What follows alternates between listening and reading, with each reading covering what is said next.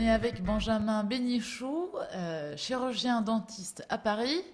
Benjamin, merci d'être là. Je sais que ça fait quelques mois que toi, tu t'intéresses à l'hypnose. Alors, comment ça se fait qu'un dentiste s'intéresse à cette sorte de jeu que tu pratiques avec le groupe Hypnose de rue? En fait, la démarche, ça a été de... Dans un premier temps, je voulais faire une formation d'hypnose pour m'aider mes patients à se détendre sur le fauteuil, parce que tout le monde sait que le dentiste, c'est stressant. Et l'idée, c'était de chercher des formations, et les formations, c'était difficile à trouver, parce que les formations étaient plutôt axées psychothérapie, c'est induction super longue, et surtout, étaient aussi assez chères. Et donc, je n'avais pas l'utilité d'une psychothérapie. Moi, je voulais des inductions rapides, vraiment juste pour détendre le patient.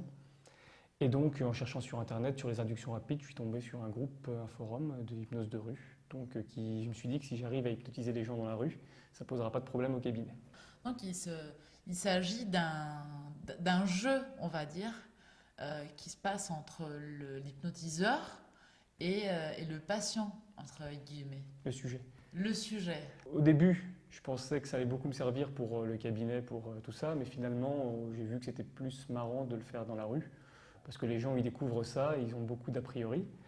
Beaucoup de personnes ont beaucoup d'a priori, et du coup, ça permet de casser certains a priori et de montrer un petit peu ce que c'est. Et finalement, au cabinet, on a d'autres techniques, on a les anesthésies, on a des choses comme ça pour que les gens n'aient pas mal. Donc, pour l'instant, comme je le pratique, ça a un intérêt plus limité. Et vous le faites dans les bars, donc dans les cafés, avec les gens qui arrivent, qui débarquent, Voilà. Des gens que vous ne connaissez Qui pas, ne connaissent évidemment. pas, qui ne sont pas préparés. Donc, du coup, c'est un peu chaque fois c'est un peu le qui tout double. Ça veut dire soit ça marche super, soit ça marche moyen, soit ça marche pas du tout. Il n'y a pas de... Le ridicule ne tue pas, alors si jamais ça marche pas du tout, c'est pas grave. On dit merci d'avoir joué et puis on passe à autre chose. Est-ce qu'il y a des gens qui sont plus sensibles que d'autres à ce jeu? Ou c'est quelque chose qui a à voir avec l'âge, par exemple, où les femmes sont plus sensibles, ou les hommes sont plus sensibles? Les filles sont un petit peu plus sensibles, mais surtout, c'est en fait, on n'est pas sensible ou pas sensible, ça dépend de l'hypnotiseur, ça dépend du moment de la journée, ça dépend de la période dans la vie, ça dépend des gens aussi. Et en fait, les gens, donc, certains sont très très sensibles. Et puis il y a même des gens qu'on appelle somnambulistes, qui sont des gens qui sont extrêmement sensibles. Et puis chez eux, en fait, c'est ceux qui sont généralement sélectionnés dans l'hypnospectacle.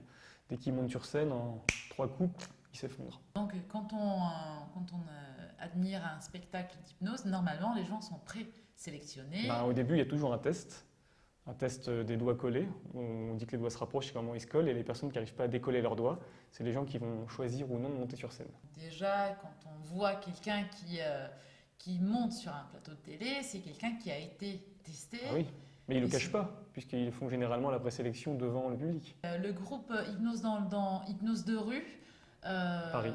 sur Paris, on vous trouve où normalement? Ah, on est rue de Lappe. À Bastille. Ouais. D'accord, donc à l'Art Café, on a... À l'Art Café, et puis un petit peu autour, mais surtout à l'Art Café. On vous donne rendez-vous à l'Art Café avec Benjamin et ses amis hypnotiseurs. Vous êtes tous dentistes, vous faites plein de Il y en a un qui est dans la banque, l'autre, non, il n'y a que moi comme dentiste. C'est quelque chose qui a à voir avec le fonctionnement du cerveau, de toute façon. Parce oui.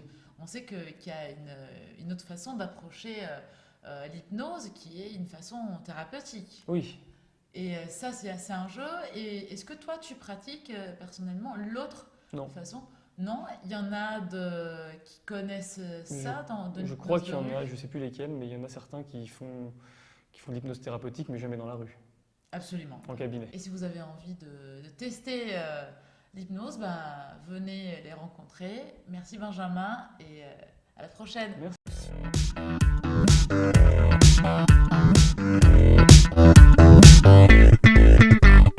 Yes, on a